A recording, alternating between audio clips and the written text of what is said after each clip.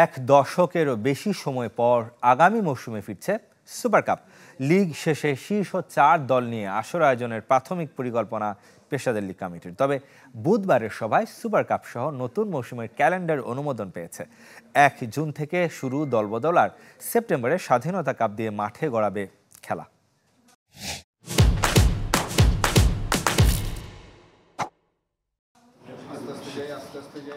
২০২৩-২৪ football মৌসুম শেষের অপেক্ষায় এর মাঝে চূড়ান্ত হলো নতুন মৌসুমের ক্যালেন্ডার, যেখানে চমক সুপার কাপ। লিগ শেষে শীর্ষ ৪ দল নিয়ে চতুর্থ আসর মাঠে গড়ানোর লক্ষ্য পেশাদার লিগ কমিটির। বুধবারের সভায় সুপার কাপ অনুমোদনও পেয়েছে। তবে সবশেষ ২০১৩ সালে মাঠে গড়ানো আসরটির মতো চ্যাম্পিয়ন দলের প্রাইজ মানি কোটি টাকা হবে কিনা তা নির্ভর করছে পৃষ্ঠপোষক নিশ্চিতের ওপর।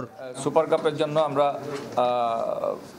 টাইমে ক্যালেন্ডারে জায়গা রেখেছি এবং আগামী বছর লিগ শেষ হলে আমরা সুপার কাপ আয়োজন করব। সেক্ষেত্রে আমরা হয়তো এখনও দল সংখ্যা নির্ধারিত করিনি, তবে সম্ভাব্য যেটা হচ্ছে আমরা প্রাথমিক যে সিদ্ধান্ত নিয়েছি লিগের টপ 4টি টিম সুপার লিগে খেলবে, সুপার কাপে খেলবে।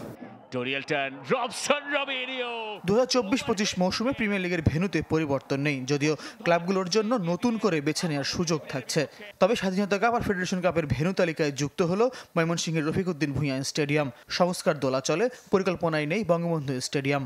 যতটুকু অগ্রগতির উপর আমরা চাপ পেয়েছি, তাতে হয়তোবা এই লিগের শেষের দিকে আমরা মাঠটুকু বুঝে হতো, যেহেতু লিগের শেষের দিকে তার, সুতরাং এই বছরের জন্য আমরা বঙ্গবন্ধুকে বিবেচনা আনছি না, পরবর্তী বছর এটা বিবেচনা থাকবে।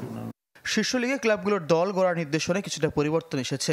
একাদশে অবশ্যই অনূর্ধ্ব 18 বা 16 বয়সী ফুটবলারকে রাখতে হবে। এছাড়া 23 জনের স্কোয়াডে একজন বিদেশি বেড়ে থাকতে পারবে 5 জন।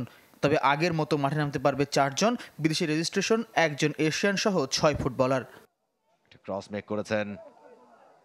বুধবারের সভায় চ্যাম্পিয়নশিপ লিগের পয়েন্ট টেবিল অনুমোদন, ক্লাবগুলোর অনূর্ধ্ব 18 ও 16 দলের টুর্নামেন্টের ভেন্যু নিয়েও আলোচনা হয়েছে। বয়সভিত্তিক আসরে পেশাদার ক্লাবগুলোকে খেলতেই হবে। ফয়জুল ইসলাম, চ্যানেল 24, ঢাকা।